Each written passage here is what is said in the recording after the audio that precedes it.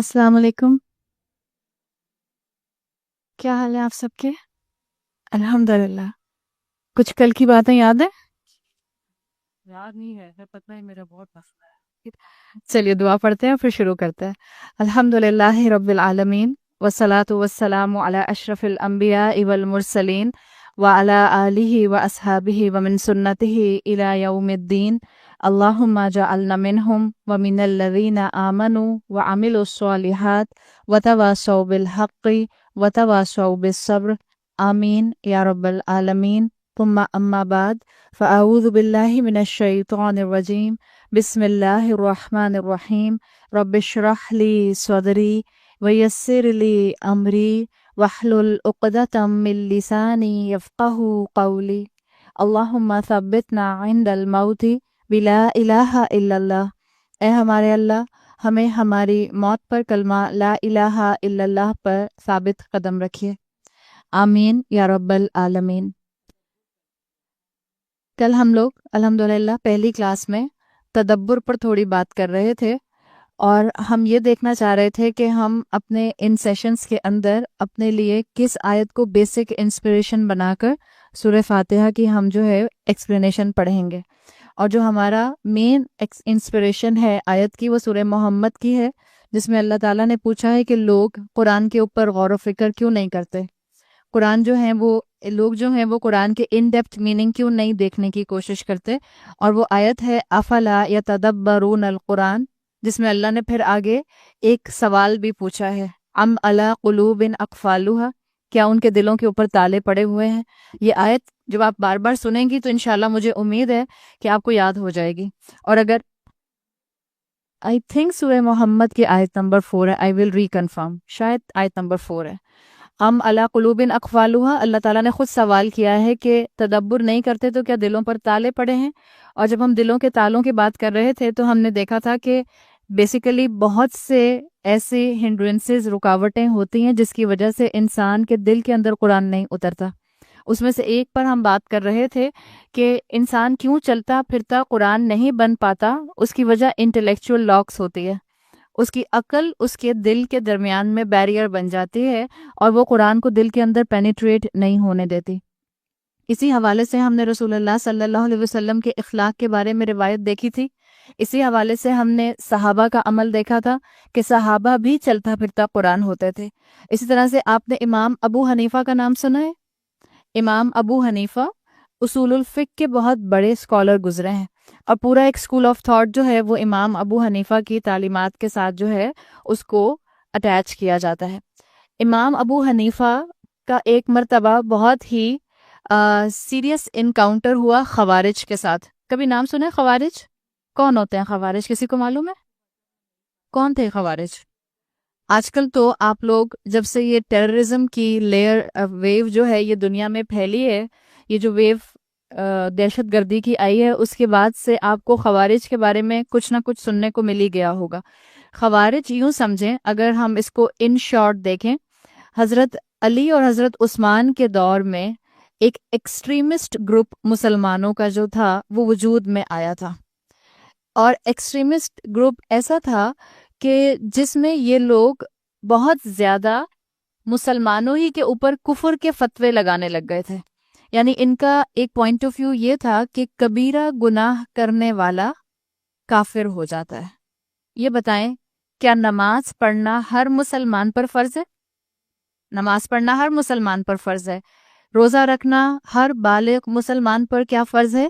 جی ہاں، روزہ رکھنا ہر بالغ مسلمان پر فرض ہے. اسی طرح سے آپ کو معلوم ہے کہ اللہ تعالیٰ نے کچھ گناہ ایسے ڈسکرائب کیے ہیں جو کہ کبیرہ گناہ کی کیٹیگری میں آتے ہیں، جیسے زنا کسی سے ہو جاتا ہے تو اس نے کبیرہ گناہ کیا. اگر کسی نے غیبت کی تو اس نے کبیرہ گناہ کیا. اگر میں آپ سے ایک سوال کروں کہ کیا کسی سے زنا ہو جائے تو اب کیا وہ اسلام کے دائرہ سے باہر نکل جاتا ہے؟ ہاں، وہ تو اسلامی حدود جو آتی ہیں وہ تو قائم ہوں گی، لیکن ہم اس وقت اس کا ایک سمجھ لیں ریچول جو اس کا ریلیجس سٹیٹس ہے اس کا میں پوچھ رہی ہوں. کیا ہمارے ذہنوں میں یہ چیز کلیئر ہے بالکل کہ اگر کسی کے ساتھ ایسا معاملہ ہو کہ کسی انسان نے زنا کیا ہے اور زنا میں وہ انوالو بھی ہو گیا اور مسلمان تھا، تو کیا آپ اس کو مسلمان ہی کہیں گے یا وہ اب مسلمان نہیں رہے گا؟ بالکل صحیح آپ نے کہا. رول یاد رکھیں، کبیرہ گناہ یقیناً اللہ تعالیٰ کے نزدیک سخت ناپسندیدہ ہے. کبیرہ گناہ کی معافی جب تک اس کا کفارہ ادا نہ کیا جائے اس وقت تک، یا کبیرہ گناہ کی جو حد ہے جب تک وہ نافذ نہ ہو اور جب تک اللہ سے سچے دل سے توبہ نہ کی جائے، کبیرہ گناہ معاف نہیں ہوتا. کسی انسان کا حق مارا ہے تو اس کا حق ادا کرنا ہوگا، ورنہ صرف معافی کافی نہیں ہوگی. صحیح؟ کبیرہ گناہ ناپسندیدہ ضرور ہے، لیکن کبیرہ گناہ کرنے والا اگر مسلمان ہے تو وہ مسلمان ہی رہے گا. ایک انسان مسلمان ہے مگر نماز نہیں پڑھتا. ہمارے خاندانوں میں، ہمارے آس پاس جان پہچان کے لوگوں میں کیا ایسے مسلمان نہیں ہوتے جو نمازیں نہیں پڑھتے؟ کبھی پڑھ لی جمعے کی نماز تو پڑھ لی، بہت ہو گیا تو عید کے عید نماز پڑھ لی. آپ کو ایسے لوگ بھی ملتے ہیں. تو ہم یہ نہیں کہہ سکتے کہ اب یہ مسلمان نہیں ہے. کبیرہ گناہ کر کے بھی انسان مسلمان رہتا ہے. صحیح؟ وہ الگ بات ہے کہ وہ اللہ کی نظر میں کس کیٹیگری پر آ جاتا ہے، وہ اس کا اور اللہ کا معاملہ ہے. خوارج کا معاملہ کیا تھا؟ ان کا پوائنٹ آف ویو یہ تھا، یہ اپنے تقوی میں اتنے زیادہ آگے بڑھ گئے تھے کہ انہوں نے اللہ کے رسول کی تعلیمات کو بھی پیچھے ڈال دیا تھا، اور یہ بالکل قرآن کو ایز اٹ از قرآن کے مفہوم پر لیا کرتے تھے. جو قرآن میں آیت آ گئی، آپ کو بھی معلوم ہے کہ قرآن کی آیت کے لیے بہترین ڈکشنری رسول اللہ صلی اللہ علیہ وسلم اور آپ کی تعلیمات ہیں. اللہ تعالیٰ نے اپنے رسول کے ذریعے قرآن کو ایکسپلین کروایا ہے. یہ خوارج جو تھے یہ اللہ کے رسول سے بھی آگے بڑھ گئے تھے اور اپنے تقوی میں آگے ایسے بڑھے کہ انہوں نے اپنا ایک پوائنٹ آف ویو بنانا شروع کیا. انہوں نے کہا کہ جو مسلمان کبیرہ گناہ کرے گا وہ کافر ہے. کافر کا مطلب اب وہ دائرہ اسلام سے باہر نکل گیا، اور جو دائرہ اسلام سے مسلمان ہونے کے بعد باہر نکل گیا انہوں نے کہا یہ اپوسٹیٹ ہے، یعنی مرتد ہے. مرتد پتہ ہے نا، جو مسلمان ہو لیکن پھر اس کے بعد اپنا دین چھوڑ دے. تو خوارج کا کہنا یہ تھا کہ جو مسلمان ہو لیکن کوئی کبیرہ گناہ کرے تو اس سے وہ کافر ہو جاتا ہے. جب کافر ہوتا ہے تو وہ دائرہ اسلام سے باہر نکل جاتا ہے. دائرہ اسلام سے باہر نکلتا ہے تو اپوسٹیٹ ہو جاتا ہے، مرتد ہو جاتا ہے، اور مرتد قابل قتل ہے، واجب القتل ہے. تو خوارج نے اس طرح کئی مسلمانوں کو قتل کیا، یہ کہہ کے کہ انہوں نے کبیرہ گناہ کیا ہے اور اب ہم ان کو قتل کر دیں گے اس لیے کہ یہ مرتد ہو گئے الٹیمیٹلی. انہیں خوارج کا ایک مرتبہ امام ابو حنیفہ کے ساتھ انکاؤنٹر ہوا. اب اس میں کوئی اس وقت میں آپ کو ایسا اتنا سیریس معاملہ نہیں بتا رہی ہوں. آپ کو معلوم ہے خوارج ہی کی وجہ سے جو جنگ ہوئی تھی دو صحابہ کے درمیان میں، اس میں بھی جو مین ریزن تھے وہ یہی خوارج تھے، جن کی وجہ سے حضرت معاویہ اور حضرت علی کے درمیان میں جنگ ہوئی تھی. یہی خوارج تھے جنہوں نے الٹیمیٹلی حضرت علی کو شہید کیا تھا. یہی ساری ہسٹری تھی. یقیناً ہمارے پاس اتنا ٹائم تو نہیں ہے ہم بہت زیادہ ڈیپتھ میں ہسٹری میں جائیں، لیکن بیسیکلی آپ کو اتنا معلوم ہونا چاہیے کہ کل کو اگر آپ سنتے ہیں کہ خوارج بھی ایک ٹرم تھی، ایک سیکٹ تھا، ایک اسکول آف تھاٹ تھا جو مسلمانوں میں ہسٹری میں بنا تھا، اور یہ مسلمانوں کا پہلا ایکسٹریمسٹ گروپ تھا جو مسلمانوں کے اندر سے اٹھا تھا اور دین کے نام سے عمل کرتا ہوا اٹھا تھا. یہ خوارج ان کے لیے آتا ہے کہ بہترین قرآن پڑھا کرتے تھے. آپ نے بزنگ ویز کی کبھی آواز سنی ہے؟ کتنی خوبصورت ہوتی ہے. قرآن ایسے پڑھا کرتے تھے، اتنی یونیفارمٹی ہوتی تھی ان کی ٹون کے اندر، ان کی تلاوت کے اندر، کہ ایسے لگتا تھا کہ جیسے بیز جو ہیں ان کی بزنگ ساؤنڈ آ رہی ہے. لیکن سکالرز کہتے ہیں کہ ان کا قرآن ان کے حلق سے نیچے نہیں اترتا تھا. کیا مطلب ہے؟ کل والی بات کے مطابق بس سرفس تک مسلمان تھے، عمل میں نہیں تھا، ڈیپتھ میں نہیں تھا، دل کے اندر نہیں پہنچا تھا.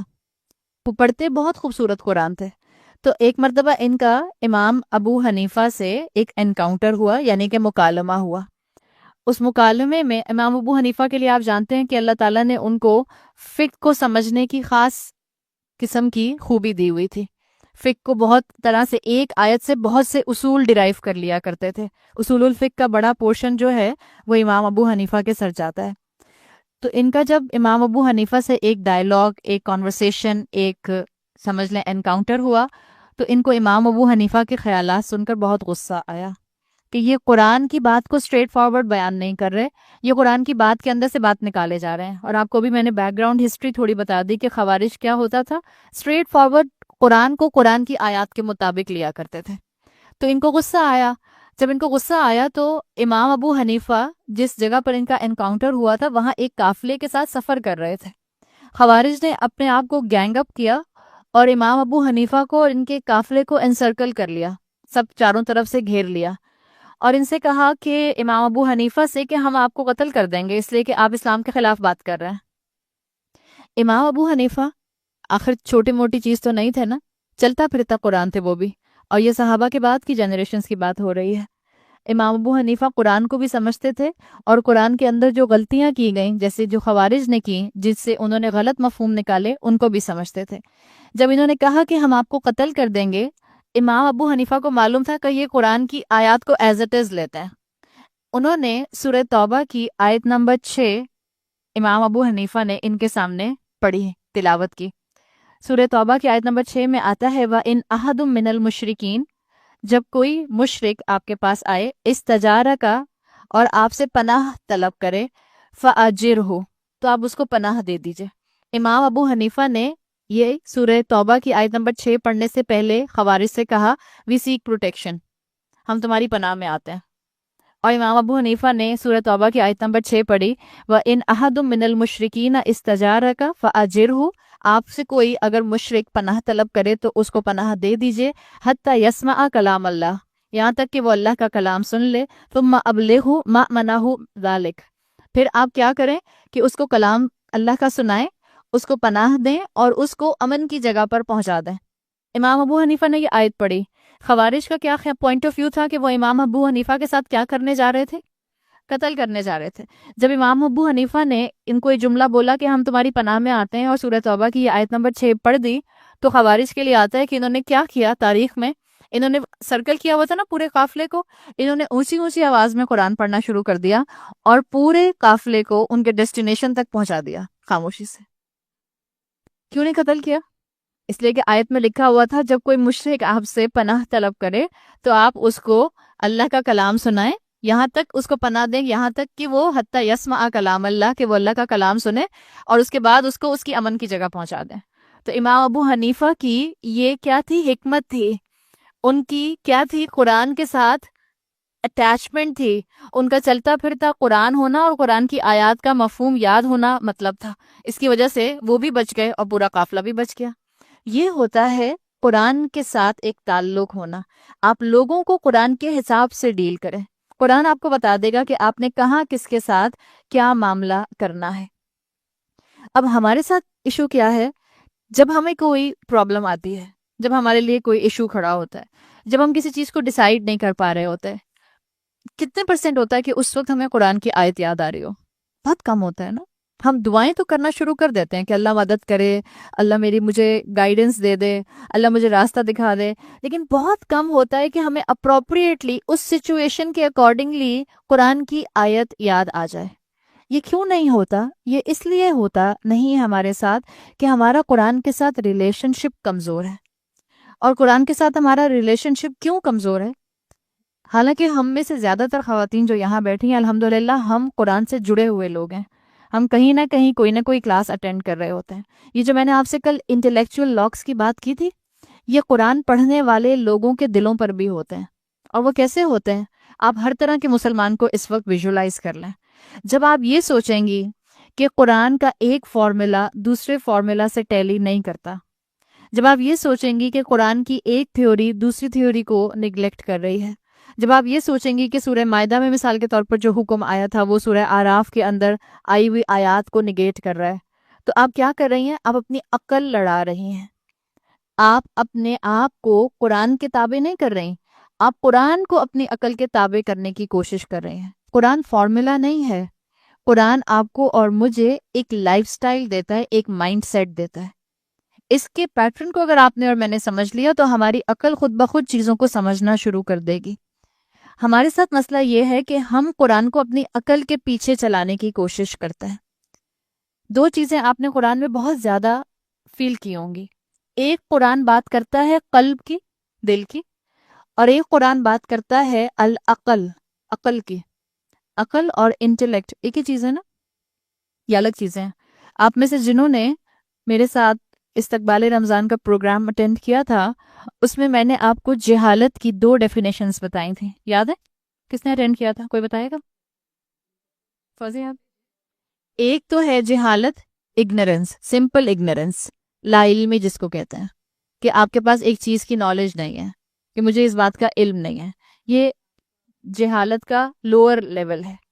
ایک جہالت کیا ہوتی ہے؟ علم ہونے کے باوجود اس علم کی روشنی میں فیصلہ نہ کرنا، یہ بھی جہالت ہے۔ قرآن آپ کو یہ 2 اینٹیز کے اوپر بات کرتا ہوا بہت فریکوینٹ نظر آتا ہے، القلب، العقل، ان دونوں کی بہت بات کی جاتی ہے۔ اور آپ کو یہ جو آیت ہے، جیسے جو ابھی ہم سورہ محمد کی آیت کو اگر ہم فوکس میں رکھیں کہ تم قرآن پر تدبر کیوں نہیں کرتے، کیا تمہارے دلوں پر تالے پڑے ہوئے ہیں؟ یاد رکھیں، انسان کا قرآن کی گہرائی میں نہ پہنچ پانا، یہ اسپرچل پرابلم اتنا زیادہ نہیں ہوتا جتنا اس کا انٹلیکچوئل پرابلم ہوتا ہے۔ اس کا ذہن تیار نہیں ہو رہا ہوتا، جبھی وہ ذہن، وہ دماغ دل کے راستے میں بیریئر بن جاتا ہے۔ مثال کے طور پہ نزیہ کے گھر جو گلی آتی ہے، اس گلی کے اوپر بڑے بڑے بیریئرز لگا دیے جائیں، صحیح، یا اس کے اوپر جو ہیں وہ گیٹس لگا دیے جائیں، تو کیا آپ کا آسانی سے اندر آنا ممکن ہوگا؟ نہیں ہوگا نا۔ آپ کو اس کو کراس کر کے اندر آنا ہوگا، اور کراس کرنے کے لیے آپ کو ہو سکتا ہے ایفرٹ کرنی پڑے، بلکہ ہو سکتا ہے کہ آپ کو ایفرٹ کرنی پڑے گی، یا تو آپ کو ریکویسٹ کرنی پڑے گی کھڑے ہوئے گارڈ سے کہ بھئی اسے کھول دیجئے یا اسے ہٹا دیجئے، یا ہو سکتا ہے گارڈ نہ کھڑا ہوا ہو اور آپ آنا چاہ رہی ہوں تو آپ کو ایفرٹ کرنی پڑے گی کہ آپ گیٹ خود اٹھ کر کھولیں۔ ایفرٹ ریکوائرڈ ہے کہ نہیں ہے؟ بالکل ایفرٹ ریکوائرڈ ہے۔ تو اللہ تعالیٰ نے قرآن کو انٹرنلائز نہ کرنے کی وجہ اسپرچل پرابلم بھی بتائی ہے اور انٹلیکچوئل پرابلم بھی بتائی ہے۔ آپ کو قرآن میں کئی مثالیں ملتے ہیں۔ چلیں بنی اسرائیل کی مثال کو ہی دیکھیں، اس لیے کہ بنی اسرائیل سے ہم ریلیٹ کر پاتے ہیں، بار بار ان کا ذکر آتا ہے۔ بنی اسرائیلیوں سے جب یہ کہا گیا کہ آپ کو ایک گائے کو ذبح کرنا ہے، اور وہ آپ کو معلوم ہے کہ انہوں نے بہت سے سوالات کیے، اور پھر ان کو یہ بتایا گیا کہ جو گائے، پھر جب ذبح ہو گئی گائے، انہوں نے الٹیمیٹلی موسیٰ علیہ السلام کی بات مان لی، تو اللہ تعالیٰ نے ان سے یہ کہا کہ اب اس گائے کے ایک حصے سے، یعنی اس گائے کا گوشت جو ذبح ہوا ہے، اس کا گوشت لے کر، وہ جو معاملہ تھا کہ پتہ نہیں چل رہا تھا کہ ایکچوئل کلر کون ہے، کس نے کس کو مارا ہے، تو اللہ تعالیٰ نے موسیٰ علیہ السلام سے کہا کہ ان سے کہو کہ جو ذبح کی ہوئی گائے ہے، اس کا ایک حصہ لے کر اس ڈیڈ کارپس کے اوپر، جو ہے وہ جو مردہ انسان ہے، اس کے اوپر ہٹ کریں، اس کو ماریں۔ تو معجزہ کیا ہوگا؟ یہ مردہ پوائنٹ کر دے گا کہ اس کو کس نے مارا ہے۔ یہ سارا واقعہ آپ کو سورہ بنی اسرائیل، سورہ بقرہ کے اندر مل جاتا ہے۔ تو اللہ تعالیٰ نے ان کو ایک طرح سے معجزہ دکھایا، اور پھر اللہ نے کہا وَيُرِيكُمْ آيَاتِهِ، اللہ تم کو اپنی آیات دکھاتا ہے، کیوں؟ لَعَلَّكُمْ تَعْقِلُونَ، تاکہ تم اپنی عقل سے کام لو۔ آیت کہتے ہیں، آیت کا مطلب کیا ہوتا ہے؟ نشانی۔ سمپل ہم آیت کا مطلب نشانی کہتے ہیں نا۔ اگر آپ آیت کو عربی زبان میں گہرائی میں سمجھیں تو عربی زبان میں آیت کہتے ہیں کوئی ایسی نشانی جس کو دیکھ کر آپ کو کوئی بڑی چیز یاد آ جائے۔ ایک تو ہوتا ہے نا سمپل نشانی، جب آپ آیات کہتے ہیں، اور خاص طور پہ آیات کا لفظ جب وہ اللہ کی بتائی ہوئی قرآنی آیات کے ریفرنس میں استعمال ہو، یا کائنات میں جو فنومنا ہے اس کو آیات کہہ کر ایڈریس کیا جائے، تو آیت کا مطلب ہوتا ہے کوئی ایسی چیز جس کو دیکھ کر آپ کو کوئی اور اعلیٰ چیز یاد آ جائے۔ اللہ نے کہا وَيُرِيكُمْ آیَاتِهِ، وہ تم کو اپنی آیات دکھاتا ہے، کس لیے؟ لَعَلَّكُمْ تَعْقِلُونَ، تاکہ تم اپنی عقل اپلائی کرو۔ جو اللہ اس چھوٹی چیز سے تم کو بڑی چیز بتانا چاہ رہا ہے، تم اس کی گہرائی تک پہنچ جاؤ۔ اور اس آیت کے فوراً بعد اللہ تعالیٰ نے سورہ بقرہ میں کہا ثُمَّ قَسَتْ قُلُوبُكُمْ مِنْ بَعْدِ ذَلِكَ، پھر کیا ہوا؟ تمہارے دل اس کے بعد سخت ہو گئے۔ پہلے کہا لَعَلَّكُمْ تَعْقِلُونَ، تمہیں آیات دکھائیں تاکہ تم عقل سے کام لو، پھر جب تم نے عقل سے کام نہیں لیا تو کیا ہوا؟ ثُمَّ قَسَتْ قُلُوبُكُمْ، تمہارے دل سخت ہو گئے۔ اس کا مطلب کیا ہے؟ اللہ تعالیٰ چاہتے تھے کہ آپ اللہ کی آیات کو غور سے دیکھیں، عقل استعمال کریں، اور عقل استعمال کریں گی تو دل کے اندر ایبزارپشن بڑھ جائے گی۔ وائس ورسا، اللہ کی آیات ہمارے سامنے آئیں، ہم نے عقل استعمال نہیں کی، تو اس کا نتیجہ کیا ہوا؟ اس سیکوینس کو یاد رکھیں۔ اچھا سیکوینس میں آپ کو بتاتی ہوں، میں چاہ رہی ہوں آپ سب لوگ جاگتے رہیں، کسی کو نیند تو نہیں آ رہی؟ اچھا سیکوینس دیکھیں، میں سیکوینس کیا بتا رہی ہوں کہ اللہ تعالیٰ نے آیات اپنی دکھائیں. مقصد کیا تھا؟ تاکہ تم ان آیات سے اللہ تک پہنچ جاؤ، تاکہ تم ان آیات سے اپنی عقل کو استعمال کرو. اور جب تم عقل کو استعمال کرو گے تو کیا ہوگا؟ تمہارا دل کھل جائے گا. اب اس کو ہم ریورس اس میں سمجھتے ہیں پروسیس کو. جب اللہ کی آیات آئیں، انسان نے اپنی عقل استعمال نہیں کی کہ اس سے نصیحت حاصل کرے، اس کو اپنے لیے فائدہ مند بنائے، تو اس کا نتیجہ کیا ہوا؟ انسان کا دل سخت ہو گیا. ٹھیک ہے، یہ چیز جو ہے یہ اللہ نے بتانے کی کوشش کی. اللہ نے یہ نہیں کہا کہ تمہارا عقل سخت ہو گئی. آپ سوچیں لعلکم تعقلون آیا تھا، اللہ کہتا قصد العقل، تمہاری عقل سخت ہو گئی. عقل نہیں سخت ہوتے، دل سخت ہوتا ہے. یہ ایک نیچرل فینومینا ہے کہ یہ چیز آپ کے دماغ سے فلٹر ڈاؤن کرے گی آپ کے ذہن سے دل کے اوپر. یہ ایک دوسرے کے ساتھ انٹر ریلیٹڈ ہیں. جس کو اسلام کے ساتھ انٹلیکچوئل ایشوز ہیں، جو اسلام اور شریعت کے اوپر سوال اٹھاتا ہے، ڈیفینیٹلی اس کا دل سخت ہونے کی طرف جا سکتا ہے. یہ بات یاد رکھیں. سوال اٹھانا، اور جہاں کلیئرٹی ہو، سوال اٹھانا منع نہیں ہے، لیکن جہاں حکم واضح ہے، جیسے اللہ کا حکم واضح ہے کہ اللہ نے کہا نماز پڑھو. اب اس پہ کہا جائے کیوں نماز پڑھیں، کیا ضرورت ہے، یا 5 نمازیں ایک ساتھ کیوں پڑھیں، ہم ایک ساتھ 5 نمازیں فجر کے وقت پڑھ لیں گے. یہ تو کلیئرٹی اللہ تعالیٰ نے دی تھی نا کہ آپ کو 5 وقت پڑھنا ہے. اور کیوں پڑھنا ہے؟ اس لیے کہ ہمیں بار بار کاؤنسلنگ کی ضرورت ہوتی ہے. تو اللہ کے اس شریعت کو کویسچن کرنا، اور کویسچن کس لیے کرنا؟ عمل نہ کرنے کے لیے کویسچن کرنا. ایک کویسچن کرنا ہوتا ہے اپنے ذہن کی گرہ کھولنے کے لیے سوال کرنا، وہ پسندیدہ ہے، ایڈمائربل ہے، اللہ تعالیٰ نے اس کو پسند کیا ہے. ایک سوال ہوتا ہے بس صرف کرٹیسزم کے لیے، نیگیٹو کرٹیسزم کے لیے سوال کرنا، یہ پسندیدہ نہیں ہے. اللہ تعالیٰ نے یہی چیز بتائی ہے کہ پہلے انٹلیکچوئل پرابلم ہوتا ہے، اس کے بعد دل کا پرابلم، اسپرچول پرابلم ہوتا ہے. آپ سورہ حدید پڑھیں تو وہاں آتا ہے اللہ تعالیٰ نے اہل کتاب کا ذکر کیا ہے کہ اہل کتاب کو اللہ نے رسول دیا، رسول کو شریعت دی، پھر ان میں سے کچھ لوگ رسول پر ایمان لائے اور انہوں نے شریعت پر عمل کیا. پھر اس کے بعد ان میں ایسے لوگ آئے کہ جنہوں نے رسول کی دی ہوئی شریعت میں ڈسٹورشن کر دی، تحریف کر دی، چینجز کر دیے، اور اس کے بعد چینجز ایسے کیے کہ ان کی زندگیوں میں بس سرفس کے اوپر ان کا ریلیجن رہ گیا، عمل سے دور ہو گیا. اور جب یہ سچویشن آئی تو پھر کیا ہوا کہ وہ بھٹک گئے. اللہ نے سورہ حدید میں کہا ہے وَقَسَتْ قُلُوبُكُمْ، تمہارے دل سخت ہو گئے، وَكَثِيرٌ مِّنْهُمْ فَاسِقُونَ، اور ان میں سے اکثریت، میجورٹی فاسق ہے، نافرمان ہے، گناہ کرنے والی ہے.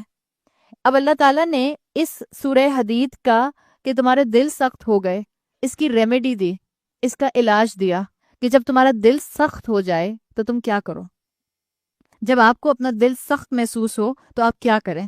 اللہ نے سورہ حدید میں فرمایا اے علمو، جان لو، ان اللہ یحیی الارض بعد موتہا، جیسے اللہ مردہ زمین کو زندہ کر سکتا ہے. اس کا مطلب کیا ہے؟ قد بین الآیات لقوم یعقلون، اللہ اپنی نشانیاں واضح کرتا ہے کس کے لیے؟ کون سی قوم کے لیے؟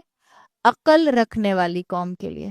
یعنی جب دل مردہ محسوس ہوگا تب اس کا طریقہ کیا ہے؟ اپنی عقل کو وہ آیات دکھائیے جو اللہ نے ارد گرد پھیلا دی ہیں، چاہے وہ قرآن کی شکل میں ہے، چاہے وہ نیچرل فینومینا کی شکل میں ہے، اور اس کے بعد اپنے آپ کو سوچنے پر مجبور کریں. یہ ایسا دین ہے آپ کا اسلام جو آپ کو شیپ مینٹیلٹی نہیں سکھاتا. بھیڑوں کی مینٹیلٹی ہمیں پتہ ہے نا. جیسے ایک دفعہ ایک ٹیچر نے